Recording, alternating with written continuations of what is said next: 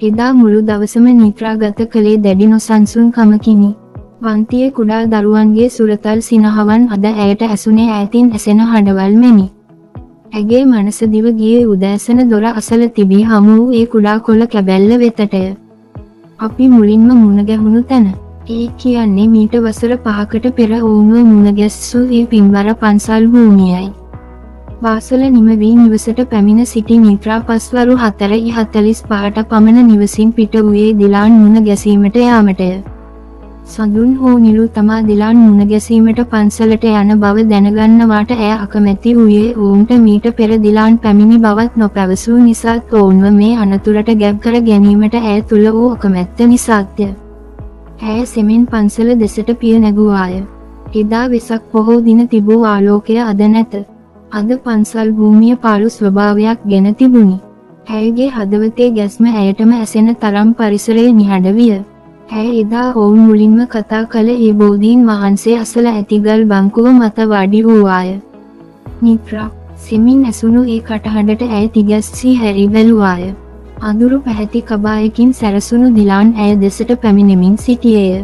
එදා රාත්‍රියේ දුටු යාචක පෙනුමට වඩා ඔහු අද මඳක් පිරිසිදු වී ඇතත් ඔහුගේ දැස්වල වූයේ මහ භීතියකි. දිලාන් නිත්‍රා නැගිට ඔහු දෙසට දිව ගියාය. ඇයට අවශ්‍ය වූයේ ඔහුට බැන වැදීමට වුවත් ඔහු දුටු සැනින් ඇගේ දැස්වලින් කඳුළු කඩා වැටුණි. නිත්‍රා රත්තරන් ඔයා අඩන්න එපා.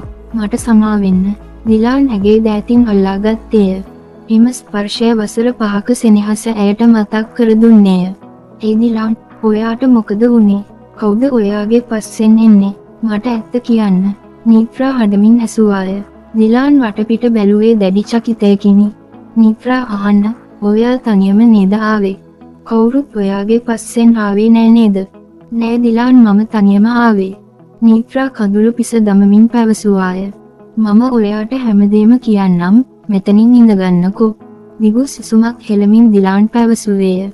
නිත්‍රා ඔයාට මතකද ගිය අවුරුද්දේ හැලොවීන් ෆෙස්ටිවල් එකට අපි දෙන්න ගියා.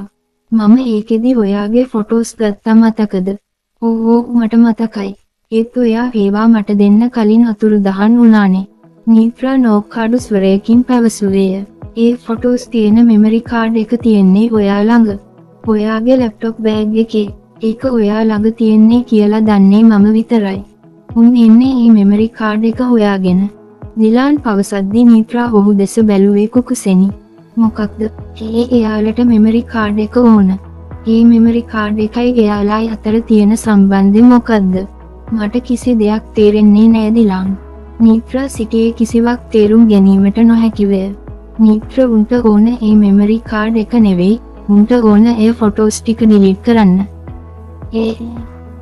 නිත්‍රා විමසුවේ දිලාන්ගේ හඬ කපාගෙනමය. ඒ ෆොටෝස් වල තියෙනවා. දිලාන්ට පැන්සීමට හැකි වූයේ ඒ පමණකි. සුදු වෑන් රථයක් පන්සල් භූමියට ඇතුල්වනු දුටු ඔහු ඉතා කලබල විය. උන් ඇවිල්ලා. උන් ඔයගේ පස්සෙන් ඇවිල්ලා.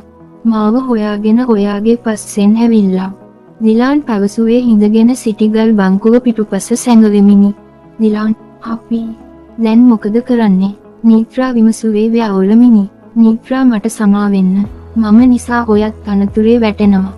ඔයා අතන මිනිස්සු ඉන්න තැනට යන්න. මම කොහේ හරි දුවලා හැංගෙන්නම්. එසේ පැවසූ දිලාන් දිව ගොස් තාපයෙන් පැන සැඟව ගියේය. නිත්‍රාද මිනිසුන් වන්දනාමාන කරමින් සිටි තැනකට ගොස් සුදු වෑන් රථය දෙස විමසිල්ලෙන් බලා සිටියේය.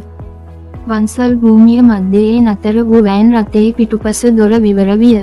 නිත්‍රාගේ හදවත අධික වේගයෙන් ගැහෙන්නට ගත්තේ සිහින් දහඩියක්ද දමමිනි. නවතා තිබූ වෑන් රථයෙන් බැස ගියේ ස්වාමීන් වහන්සේලා දෙනමකි.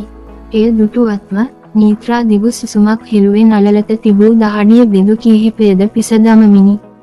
සවස 6 පමණ වෙද්දී නිවසට පැමිණි නිත්‍රා දොර අගුළු වසා දැමුවේ කිසිවකු හෝ ඈ ලුහු බැඳ පැමිණියේ දේවියනි. තම නිදන කාමරය වෙත ගිය නිත්‍රා ලැප්ටොප් බෑගය ගෙන පිරික්සුවේ දිලාන් පැවසූ මෙමරි කාඩ් පත එහි තිබේද යන්නය.